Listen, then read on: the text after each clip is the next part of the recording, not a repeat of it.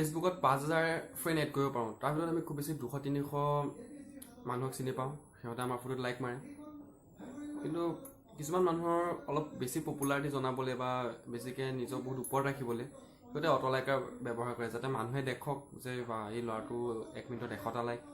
এদিনত 1000টা লাইক আহিলে বা এই ছোৱালীজনীৰ বা ইমান লাইক 4-5 হাজাৰ লাইক চ' আমি সেই এটিটিউডটোৰ কাৰণে বা আমি সেইখিনি দেখুৱাবলৈ আমি অট'লাইকাৰ ব্যৱহাৰ কৰোঁ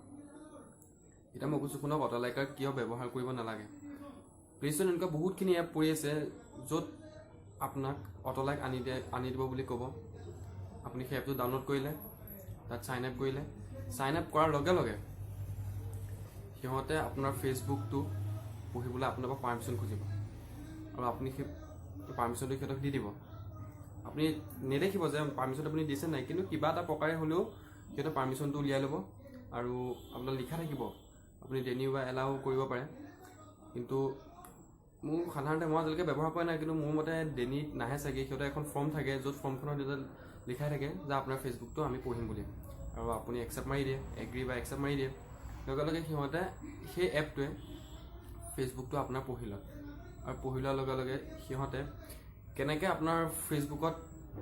1000-2000 লাইক আনে সেইটো কওঁ শুনক এনেকুৱা আপুনি এড কৰাৰ লগে লগে আপুনি তাত চাইন আপ কৰাৰ লগে লগে সেই এপটোত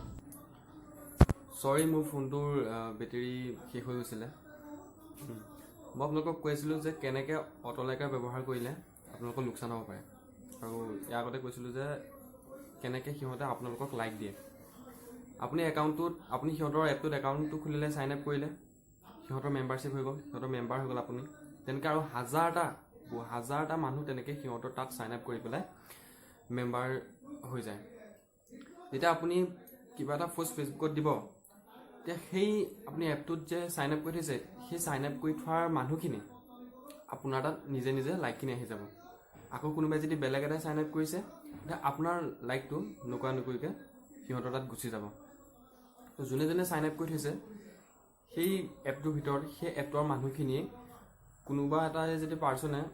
ফটো এখন আপলোড কৰিলে সেই লাইকখিনি গৈ পেলাই তাত দি দিয়ে যিমানখিনি মানুহ আছে বা আপোনাৰ যদি আপুনি এখন ফটো আপলোড কৰিলে সেই আপুনি চাইন আপ কৰি থকা এপটোত যিমানখিনি মানুহ আছে সেই গোটেইখিনি মানুহে আহি পেলাই আপোনাৰ তাত লাইকটো দি থৈ যায় মিনছ মানে এপটোৱে দি থৈ যায় বা সেই মানুহখিনি নিদিয়ে আপুনি তাৰ ভিতৰত ইমানখিনি মানুহ আছে যে আপুনি চিনিও নাপাব আজিলৈকে নামো শুনা নাই আৰু ইয়াৰ মই তাৰ লোকচানটো কি সেই এপটোৱে আপোনাৰ ফেচবুকটো হেক কৰিব পাৰে আপোনাৰ একাউণ্টটো থৈ দিয়ে আপুনিতো এনেও তাকটো পঢ়িব দিলে একাউণ্টটো সি পাছৱৰ্ডো জানে চ' ক'ত লাইক দিছে আপুনি গম নাপাব কোন কিছুমান বেয়া পেজত লাইক দিছে বা কিহত লাইক দিছে আপুনি সেইটো গমো নাপাব ক'ত পৃথিৱীৰ কিমান ঠাইত চাগে সেই আপোনাৰ একাউণ্টটোৰ যেতিয়া সেই লাইকটো পাইছে আপুনি গম নাপাব আৰু তেনেকৈ আপোনাৰ ৰেপুটেশ্যনো বেয়া হ'ব আপোনাৰ লগৰ ল'ৰাই দেখিব যে এই ছোৱালীজনী বা এই ল'ৰাটোৱে এই পেজটোত লাইক কৰি থৈছে চ' মই ক'বলৈ এটাই বিচাৰিছোঁ যে অট'লাইকাৰ ব্যৱহাৰ নকৰিব আপুনি যিমানখিনি ফ্ৰেণ্ড আছে সিমানখিনি ফ্ৰেণ্ডৰ মাজতে লাইকখিনি লওক সেইখিনি সন্তুষ্টি থাকক লাইক বেছি হ'লে কি হ'ব পপুলাৰিটি এইবিলাক কোৱা কথা যে ইমান বেছি লাইক হ'লে আমি ইমান পপুলাৰ এইবিলাক এনেই পপুলাৰিটি বনাব আছে যদি নিজৰ কৰ্মৰে বনাওক লাইকেৰে নহয় আশা কৰিছোঁ ভিডিঅ'টো ভাল পাইছে যদি ভাল পাইছে তেনেহ'লে লাইক কমেণ্ট শ্বেয়াৰ আৰু নতুনকৈ আহিছে যদি ছাবস্ক্ৰাইব কৰিব